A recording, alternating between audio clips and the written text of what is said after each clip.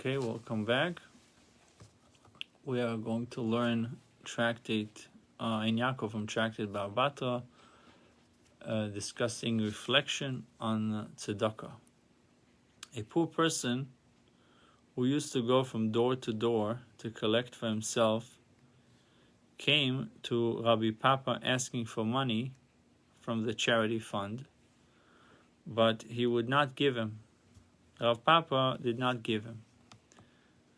Said Rabbi Sama, the son of Rabbi Eva, to Rabbi Papa, if you are not going to give him anything, no one else give him, and no one else will give him anything either.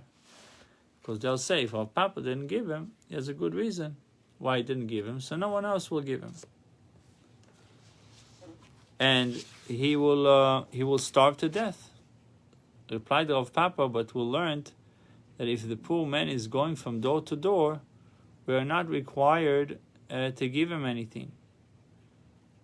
We are not required to give him anything from the charity box. He answered, we are not required to give him a substantial amount, but we must give him a small donation to show that we are participating also, and other people would give him as well. So Avasi said a person should see to it that he gives at least 1/3 of a shekel to tzedakah every year. As it says, we also instituted commandments upon ourselves to give 1/3 of a shekel yearly toward the service of the temple of our God. This is taken from the book of Nehemiah, chapter 10, verse 33. Rabbi Yassi said, furthermore, tzedakah is equivalent to all other mitzvahs together. Tzedakah is equivalent to all other mitzvahs together. For it says in regard to the mitzvah of tzedakah, we also instituted commandments. It does not say a commandment, but commandments in the plural. Rabbi Lozo said, someone who influences others to give tzedakah is greater than the person who gives tzedakah himself. For it says, the product of tzedakah causing others to give tzedakah shall be peace, and the effect of giving tzedakah, quiet and security forever. Isaiah 32:17. Peace is greater blessing than quiet and security. So the one who is causing others to give tzedakah will be granted with peace. Someone who influences others to give tzedakah is greater than a person who gives tzedakah himself.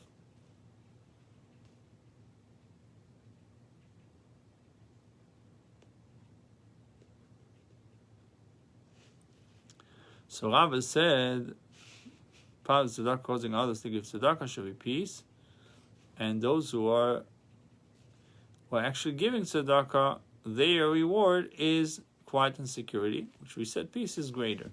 So now Rabbi said to the people of Mechoiza, I beg you, please be charitable. Be charitable to one another so that you will live in peace with the government. What's the connection between being charitable to one another to be in peace with the government? Rabbi Lozer further said, when the Beis Hamikdash stood, a person used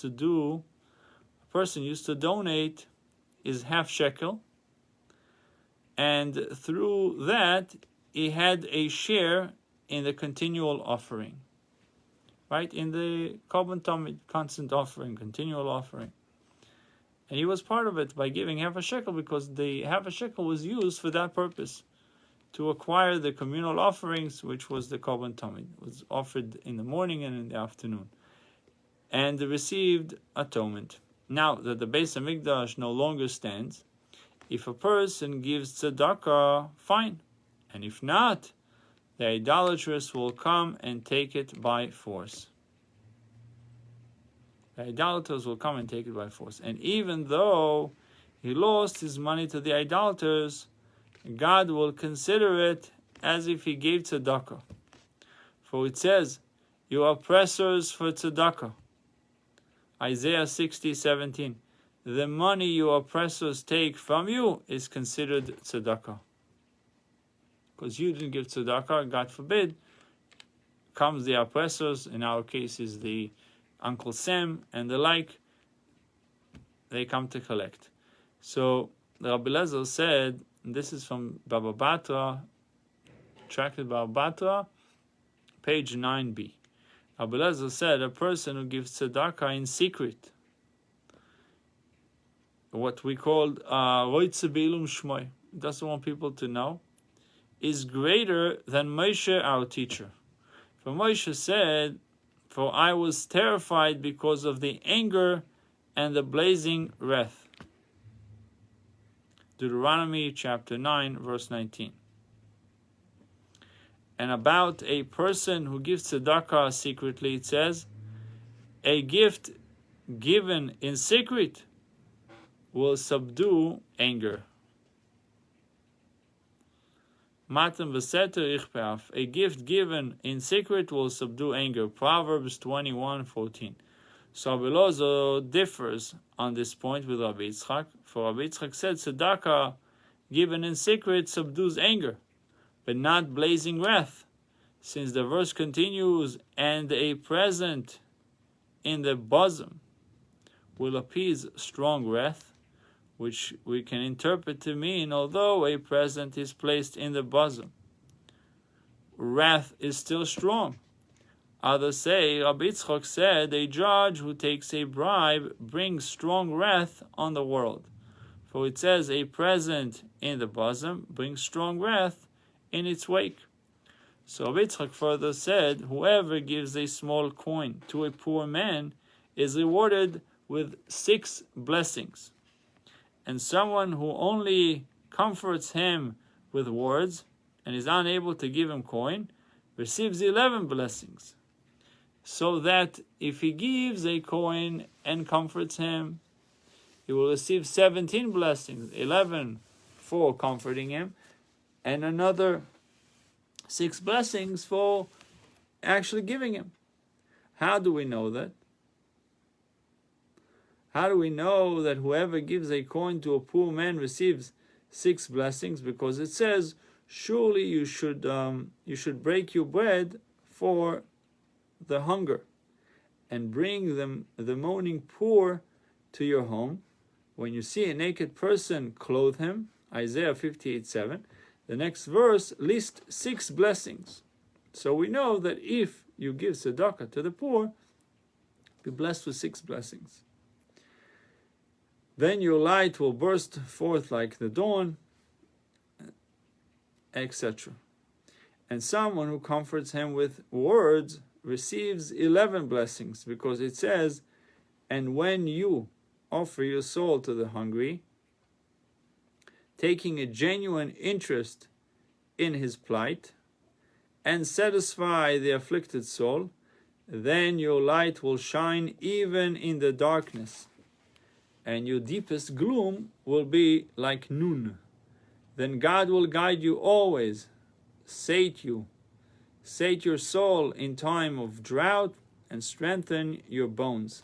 Ancient ruins will be rebuilt through you, and you will restore generations old foundations. We see the importance of encouraging other people. And by the way, poor does not necessarily mean someone that doesn't have what to eat. It could be someone that is devastated by other things. He's poor of knowledge, poor of understanding, poor in his feelings, poor in his relationships, poor in other things. So if you can find the words of encouragement, you'll be and comfort that person, you are to be rewarded with 11 blessings. So Rabbi Yitzchak also said, what is meant by the verse, one who pursues tzedakah and kindness will find life. Will find life, tzedakah, and honor. Proverbs 21:21. Assuming that he will find tzedakah means that he will find people who will give him tzedakah. The Gemara asks, because he has always given tzedakah, does he deserve to become a recipient of tzedakah? The Gemara answers, he will find tzedakah means if a person does his best to give tzedakah, the Holy One, blessed be He, will supply him with the means to give tzedakah. Rav Nachum Yitzchak said, the Holy One, blessed be He, will send him people who are truly deserving recipients of the tzedakah, so that he will be rewarded in the world to come for having given tzedakah. What does this exclude? It excludes the kind of people Rabbah had in mind when he expounded what is the meaning of the verse. Jeremiah cursed the people of Anatot who wanted to kill him. May they be caused to stumble before you at the time of your anger. Act against them. That was Jeremiah's prayer. 18:23. So Jeremiah said to Hashem, to the Holy One, blessed be He, Master of the universe, even at a time when they subdue their evil impulse and they try to give tzedakah, make them stumble through people who are not worthy to receive tzedakah, so that they should not receive the reward for the mitzvah of giving tzedakah.